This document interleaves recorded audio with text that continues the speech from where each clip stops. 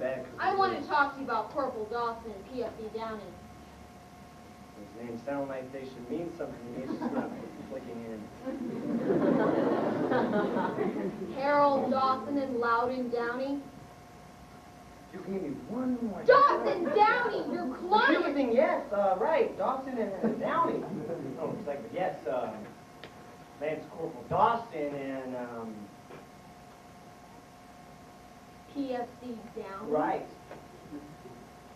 Sorry, I've forgotten your name, too. Lieutenant Commander Joanne Galloway. There's something wrong, Henry. Oh! I was wondering why two guys have been in jail since this morning while their lawyer is outside hitting a ball. We need to practice. That wasn't funny. It looked funny. Have you read the IC1? You mean like actually read it? Well, I mean, have you read it in the abstract? Not yet. It's on my desk. It's very top of the pile, though. Lieutenant, would you feel very insulted if I recommended to your supervisor that he assign different counsel? Why? I don't know how to say this without possibly hurting your feelings, but I don't think you're fit to handle this defense. You don't even know me. Normally it takes them an hour to figure out I'm not fit to handle a defense. Oh, come on. That was damn funny.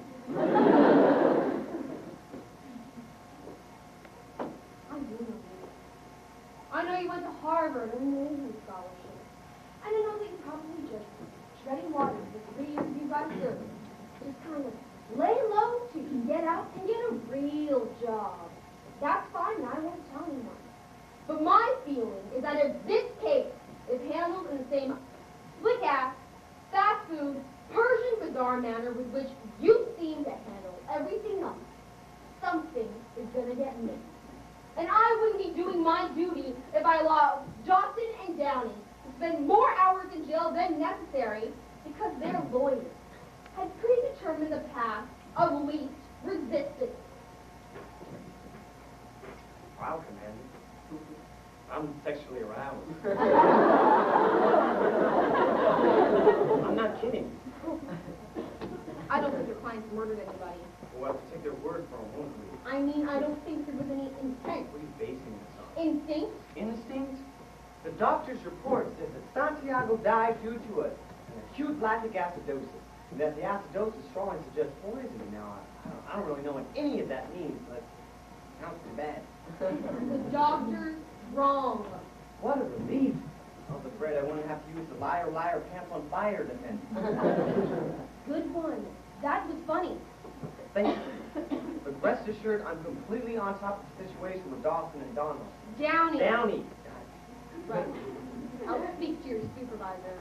All right, you go up Pennsylvania Avenue. It's a big White House with pillars and stuff. I don't think they have much luck, though. And why not? I was detailed by Jack, remember? Somebody over there is under the impression that I'm a good lawyer. So while I appreciate your enthusiasm and admire your interest, I think I can pretty much handle myself at this point.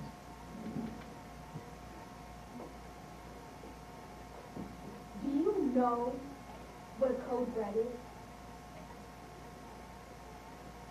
What is it?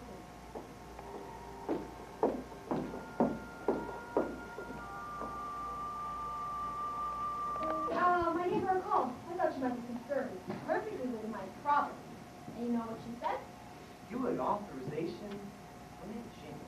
She said that she's positive some mistake has been made. Does then Ginny have a barn? We can hold a trial there. I can sew the costumes and maybe Rose Goober can be the judge. I'll just get out of your way now. Thank you. Was your father Lionel, Kathy? Yes. Really? I'm pretty sure. I've studied, all his. I think he's one of the best child lawyers ever. I've read everything he's written, a lot. Me too. Right. You know what's odd? What's odd? At 1:30, almost an hour after Santiago died, the doctor, Commander Stone, couldn't determine the cause of death. Yet 4 hours later, she said it was poison. I see what It'd have to be Professor Plum in the library with a candle. Happy. Somewhere between 1:30 and 5:30, someone met with the doctor and told her to say it was poison. Someone coerced the doctor. Someone coerced the doctor? What do you work with, a Ouija board? I'm going out to Cuba with you tomorrow. No, you're not. Yeah, I am. I called my office. You're sending me on an observation and evaluation field trip. Isn't that great? Is this what you meant by, I'm gonna leave you alone now?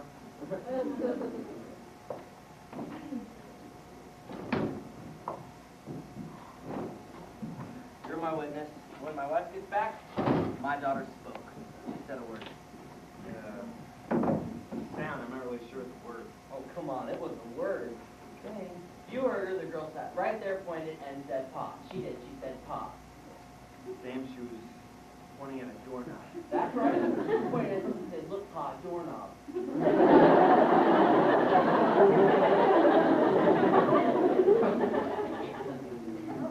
And why did two guys with the intent of killing someone call an ambulance when they see blood?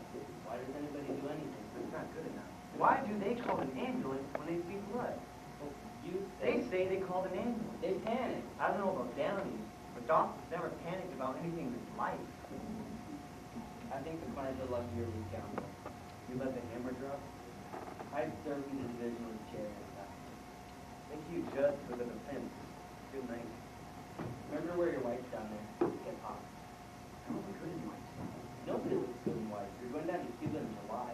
Better bring some Dramamine. Dramamine keeps you cool. Dramamine keeps you from growing up. You get sick when you fly. I get sick when I fly because I'm afraid of crashing into a huge mountain. I don't think Dramamine is helpful. I've got some oregano.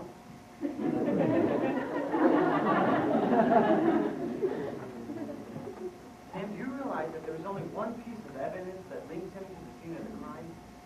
It's their presence. They stood and waited for the MPs to show up. Ask them what they're supposed to fight for. They stood and waited to be arrested. Of course. Those two people have a fierce sense of honor.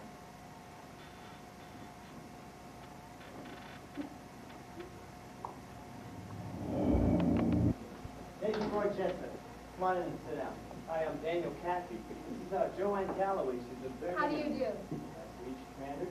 Sam Weinberg. I have no responsibilities here whatsoever. I've asked Lieutenant Kendrick and Matthew to join us. Matthew's company commander and Jonathan is XO for the winner's side. Gentlemen, meet Lieutenant Cathy and Weinstein. Weinberg. And Commander Galloway. How do you do? Lieutenant Cappy. I had the pleasure of meeting your father when I was a teenager. Spoke in my high school. Lyle Cathy? Yes, sir. Oh, Jiminy goddamn cricket. Jonathan, you're too young to know this, but this man's father once made a lot of enemies down in your neck of the woods. Jefferson versus Manistee County School District. Folks there said a little boy, Negro, couldn't go to a white school. Lionel said, we'll see about that. How the hell is your dad? I'm sorry, sir. Still trying to overthrow the government? Not any longer, sir. Oh, no? He passed away 7 years ago.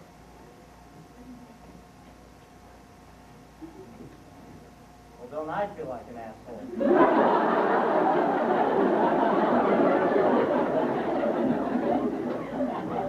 Not at all, sir. What can I do for you, Danny? Actually, Colonel, quite a bit. One letter from you or your officers could go a long way in reducing the boy's innocence. A letter saying what, Danny? Saying that code reds are a practice custom on the base and that Dawson and Downey, otherwise exceptional Marines, were simply disciplining one of their own when an accident occurred. Danny, I'm sorry. This was no code red. It was really a matter of... No, Danny. I'm sorry, I really am. But I had Lieutenant Kendrick to tell his men specifically not to give Santiago a code red. When was this? 1600 hours, 7 July. We had a meeting here. Then Lieutenant Kendrick talked to the second platoon. We anticipated the code red and we tried to prevent it. Code reds are privilege. Code reds are for those worth the time. Santiago was a weak link and he was dangerous. Santiago wasn't worth the time, and the men knew I felt this way. How do they know that, sir? Because as soon as I I saw the letter, I ordered his immediate transfer off the base. Santiago was about to be transferred? At 0200 that morning. 2 hours too late, as it turned out. Because at midnight, your client stuck a rag-soaked antifreeze down his throat. Sir, the boys say there was no poison on the rag. When the doctor says there was. Well, look, Colonel, do you have a copy of that transfer order? Right here. Could I hold on to that? Now, what's that supposed to mean? Sorry? How am I supposed to feel about that? I didn't even try it. Of course you did. No, sir, it's really a matter of Well, Danny, I was feeling very friendly towards your team of lawyers and you. And mistrust reared its ugly head. Mistrust is the farthest thing from Of course, you can have a copy of the order, Danny. Thank you, sir. I'm here to help you any way I can. You believe that, don't you? Yes, sir. That I'm here to help you any way I can? Of course. I have 3 copies of that order, and I'm more than happy to let you have them. But you gotta ask me nicely. I beg your pardon? You gotta ask me nicely. You see, Danny, I can deal with the bullets and the bombs and the blood. I can deal with the heat and the stress and the fear. I don't want money and I don't want medals. Now what I want is for you to sit there in your baggedy white uniform and with your Harvard mouth extend me some goddamn courtesy. You gotta ask me nicely.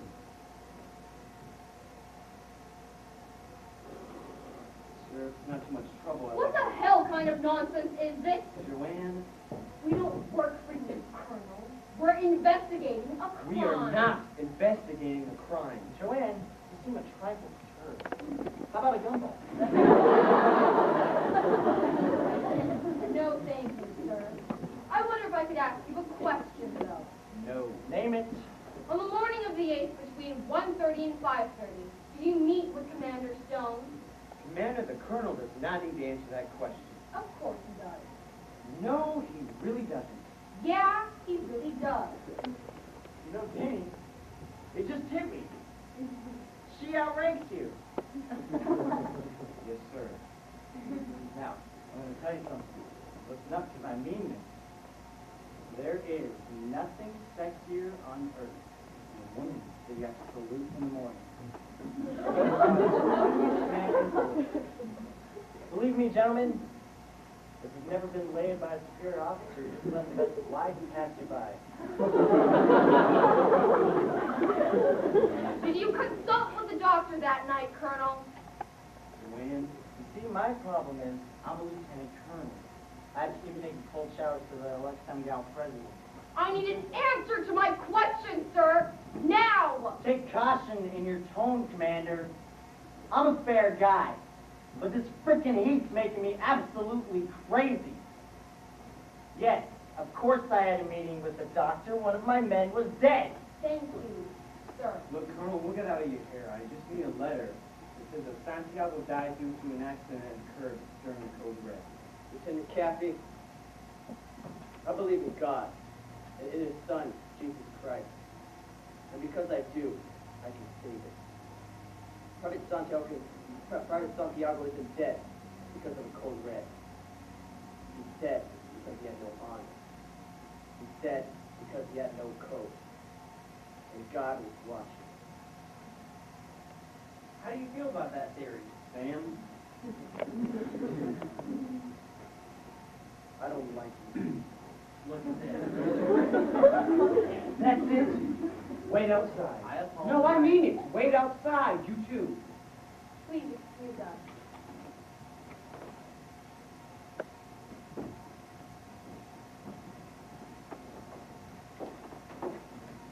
Joanne, how about I shut my eyes for just a second, pretend I'm just a chief petty officer.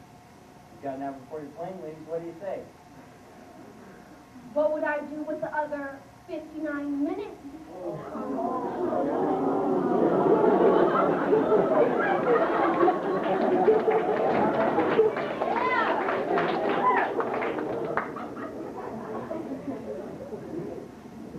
Colonel, however you may feel about the value value of these code reds or the intent of my clients on the evening of the 7th. The fact of the matter is, none of it looks good to the outside world. No, I can't detain you or charge you with the crime. But on a slow news day, I can sure as hell pick on your national security council. What I'm saying is this. Let me be your attorney. I'll drop the statement and make sure you're safe. Meanwhile, my voice will break and everybody's happy. Danny? Yes, sir. Did I just hear you threatening me? Well, laying out a possible option. Oh, no. I think I just heard you threatening me. I think that you thought you were going to walk in here and flash a badge and it was all going to mean something. I eat breakfast 70 yards away from 3,000 Cubans who are trying to kill me. Believe this, Danny. I'd kill you. I'd kill everyone in this room to protect what I am paid to protect. So go back home behind the lines. Go back home where your white uniform won't get you killed. You believe this, Danny. You believe every word. Lieutenant Kendrick? 10 minutes. Meeting's over, Navy. Anchors away.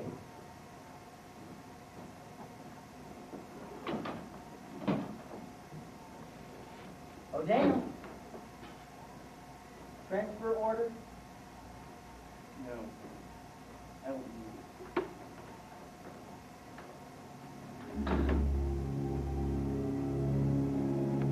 Commander, you indicated before that it takes lactic acidosis 20 to 30 minutes before it becomes lethal. 20 to 30 minutes before one's lungs are full of fluid bilaterally. Yes. 20 to 30 minutes is, that's about average. And some people more and some people less. A little bit more, a little bit less. Let me ask you this, Doctor. Could there be some sort of affliction, a type of condition that would actually speed up the process of acidosis dramatically? Certainly. And what would some of those conditions be? If a person had a coronary disorder or a cerebral disorder, it's possible that the person could suffocate before their lungs begin to bleed. Mind you, it has to be a serious condition. Well, let's say someone had a serious coronary condition where the initial warning signs were so mild as to escape a physician during a routine medical exam. It's possible. There would still be symptoms, though. And what would some of those symptoms be? There are many symptoms of a coronary disorder. Are chest pain, fatigue, and shortness of breath among them? Yes. Doctor, is this your signature? Yes, it is. This is a report. The Private Santiago will be put on restricted duty for a period of 4 to 6 weeks. Would you please read your handwritten remarks at the bottom of the page, ma'am? Initial testing negative. Patient complains of chest pain, shortness of breath, and fatigue. Restricted of running Thank you. over... One more question. Dr. Stone, you've held a license to practice internal medicine for 12 years. You've been published in various medical journals. You are board certified to practice internal medicine. You are chief in justice at a hospital which serves over 8,000 men. In your professional opinion, doctor, was William Santiago poisoned? Object. Calls for speculation. The doctor is an expert medical witness in this courtroom. Her opinion is not considered Has the speculation. witness been admitted as an expert? The government takes its time out to look at Dr. Stone as an expert and has her opinion be considered testimony. That objects.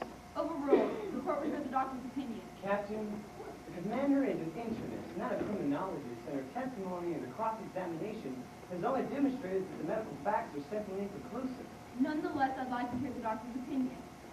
Ma'am, the defense strenuously objects and requests a sidebar so that her owner might have the opportunity for discussion before ruling on the objection. The objection of the defense has been heard and overruled. Exception. No. Doctor, in your expert's professional opinion, was William Santiago poisoned?